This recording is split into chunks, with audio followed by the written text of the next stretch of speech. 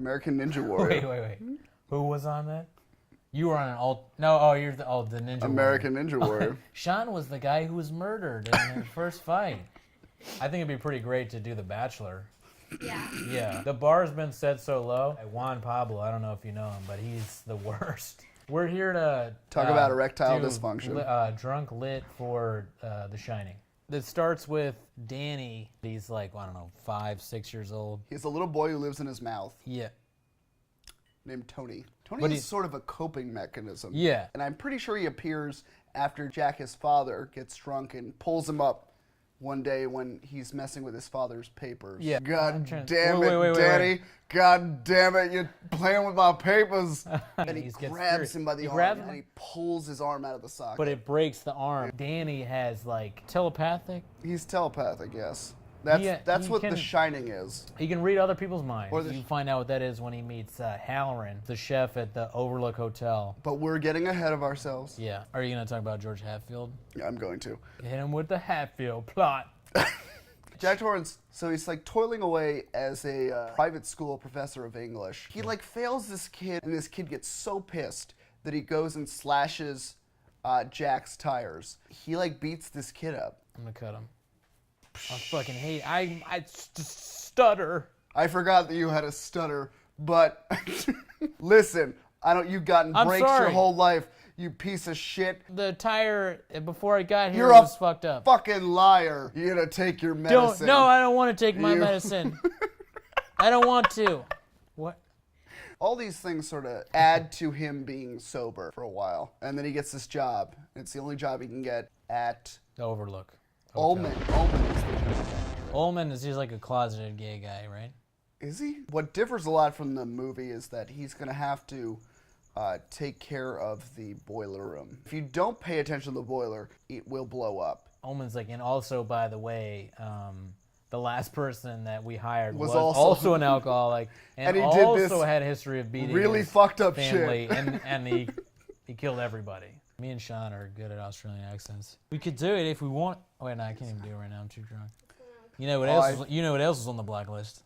Draft die. Draft die. You fucking read my mind. You son of a bitch. You knew what I was gonna say. Kevin Costner can do no wrong. Kevin Costner can do no wrong. He did wrong. I've already spilled alcohol on myself. Jack goes down at one point. He goes down to like check out the playground. The hedge animals like become real. They're not like this anymore. They're like this, and he's like, it's creepy as fuck.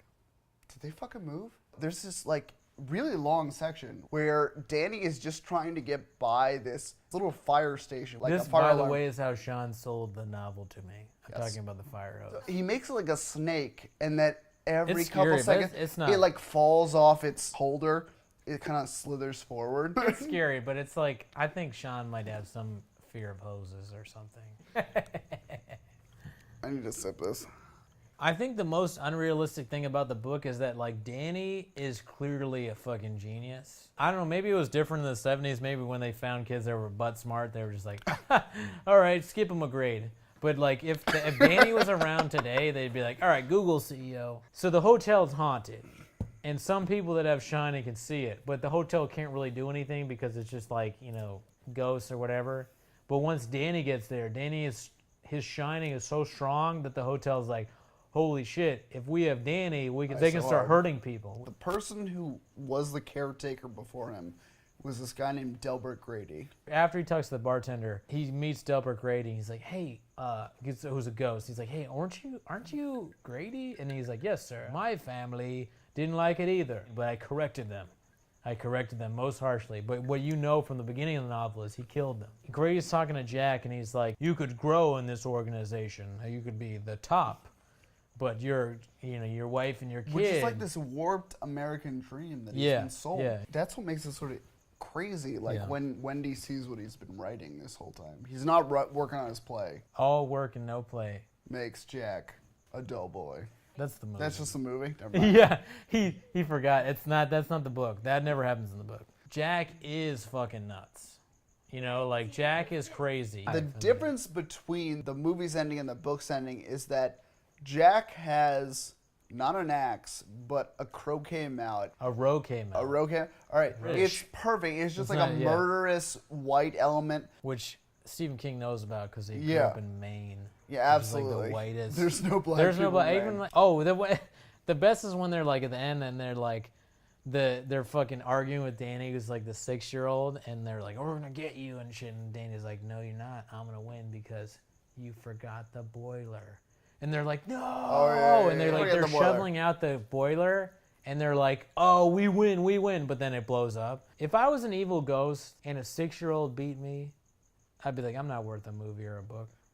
You know what I'm saying? The happy ending is Halloran and Wendy and Danny. Halloran's like the new cook for some resort or something. He's like, "How you doing, Danny?" "Well, just so you know, like I'll always be here for you," and like all Let's this lose that shit. voice. It's very nice.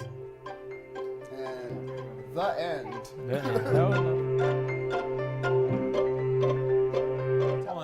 On 3, who's your favorite actress? 1, 2, 3. Kathy Bates. Joelle Merson. Ah, you old woman.